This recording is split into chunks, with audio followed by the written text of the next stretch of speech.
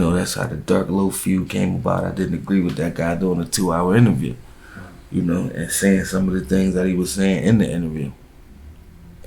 You know, a couple other people had interviews, you know, homeboy, he was doing a whole bunch of dry rat stuff on the internet. It was just a lot, man. I just had to, you know, fall back from everything, man.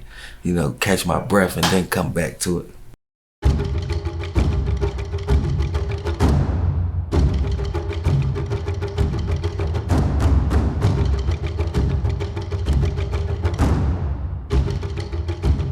So that's crazy. Like, you talk about your strength, because like you said, you got to hold it down by your own. You feel me?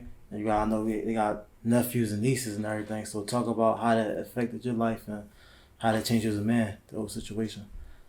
Really how it affected the kids. Like me, you know, I'm gonna adapt to whatever, be cool. But the kids, you know, they used to sing their dads every day.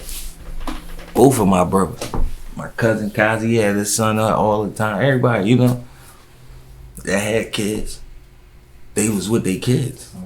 So now when you see their kids is a little different. My son start being son. His oldest son was like, start doing real bad in school. You know, the teachers, because of who his dad is, was like really letting him do what he wants. So he really like getting all F's. Yeah, that negative effect on the kids, man. You know, the other kids, the younger two, you know, they cool. He moved them out of, you know, they was out of Philly by the time he got locked up. So just the older ones I see, my other nephew, my little sister's son, you know, everybody, with my little sister, she was like the only girl. So she was so used to not having to do nothing. You know what I'm saying? You got 3 older brothers, 2 older brothers and a little brother that's doing that, right? So she ain't never really had to do much. Now it's like, damn, I got to do this, I got to, you know, it's a little late for people to be trying to figure it out from being, you know, spoiled, even though she always held her own too. But she never really had to spend her own. She, not when, you know, we was running around, so got a negative effect on everybody. You already know it's your boy Mike Song. We at ACAF, 221 South 52nd Street, Philadelphia. Dopest products in the business. It's the real shit, Afrocentric love. How did it change OBH from like you being taking a leadership role and everything? Well, at that point, Ab was OBH. You know, of course, we gonna keep it pushing. Ab was the head though. It did divide a lot because, you know, with them federal cases, a lot of stuff come out. So, you know, there's a lot of people that told, a lot of people that just made statements.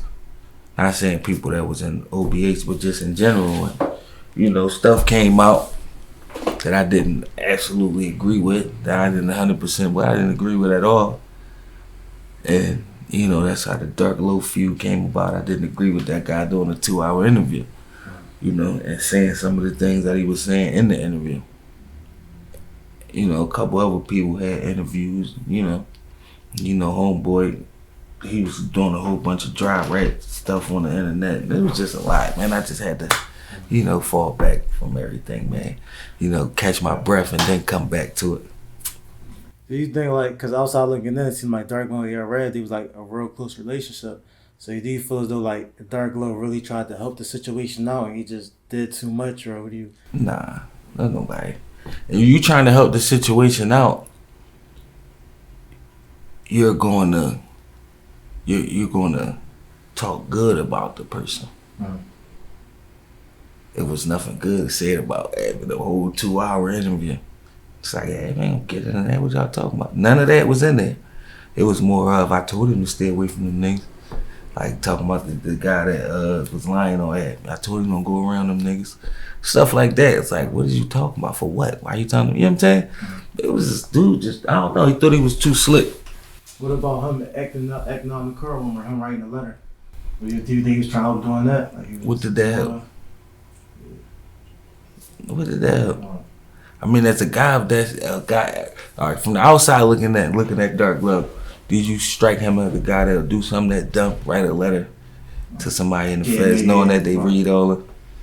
Yeah, like the letter can't do nothing. It ain't gonna change that. Yeah, what is it gonna help? It's gonna get you locked up. That's intimidating witness. That's the only thing it's gonna do. What is helping? So yeah, no, I didn't see him try to help at all. Gotcha. And then I remember He was trying to help himself. He got caught up. I was just trying to understand like what people be. Sorry, I know different situations people react differently. You feel me? So I'm trying to like tap into like what was he thinking? Why was he doing this? Why was he doing that? You feel me? On that type time, what was the reason behind that? Like, what Yeah, no, you know, intimidating a federal witness, that's like a 7-year alone. Yeah. Then you had a gun. They asked you, did you have a gun in the house? You told them you did. And they went to get the gun. So now you got the gun and this letter. You was trying to help yourself. You wasn't trying to help nobody. That gun and that letter, that's 10, 15 years. You was trying to help yourself. You wasn't trying to help nobody else. You ain't say one good thing about it in that interview. You was trying to separate yourself.